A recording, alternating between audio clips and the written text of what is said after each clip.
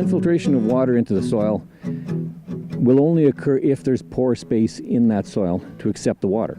The water will go into the pore space and from one pore to the other and work its way tortuously through the soil profile. And if you compact that soil, what you're in essence doing is squashing out the pores or reducing the pore size, the pore volume there. So the less pores you have, that means that there's less water can get into the soil. So it's a reduction of pore space is what's happening with compaction and infiltration.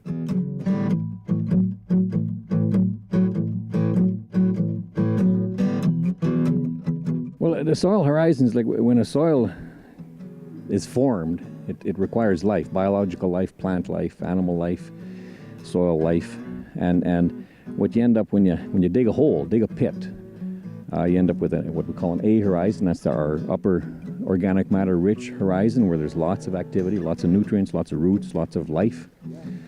And below that, depending on the soil profile, but in our case here, we found the AE horizon, which is an alluviated horizon. The clay has been leached out of that under the gray-wooded soil formation regime and deposited at lower depths into the B horizon. We call it ABC.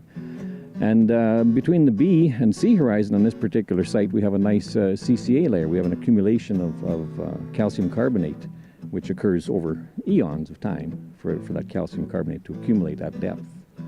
So in terms of compaction effect on the horizons, you don't really mess up the horizons, you compact things. So you'd compact the A, and right now we can see the most effect in that A horizon and the top of the B horizon. We can see an actual dip, shall we call it, in the bottom of the A horizon, showing that yes, there has been traffic here. It's been compacted and compressed.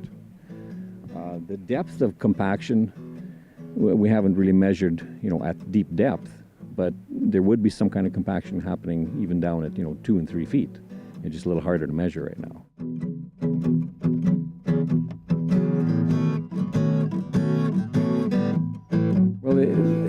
Well, what CTF is doing is you're restricting your compaction to the track, to the tram line.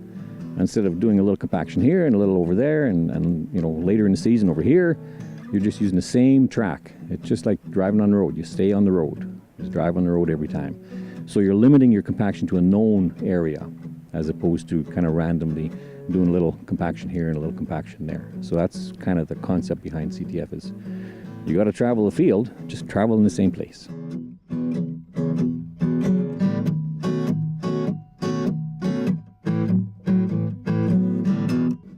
What we have seen so far in terms of infiltration on controlled traffic ground versus what we call our check areas, our random traffic areas, and it's been fairly consistent the last couple of years, we are measuring a higher infiltration rate under the controlled traffic side of the experiments. And that's indicating that there's a little bit more pore space, a little more continuity of pores, so water can get into the ground a little easier. And we are measuring that in terms of the number of seconds it takes for an inch of water, shall we say, to get into the ground. And that is showing up and has been consistent for a couple of years now.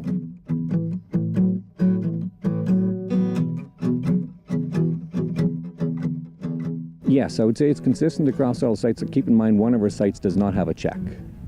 And our farthest south site, we haven't done the infiltration work on that one, the same number of years and stuff. So those two, all we can say is we're infiltrating water, but we're not picking up that nice difference. Like our 3 northern sites are showing a definite benefit to infiltration.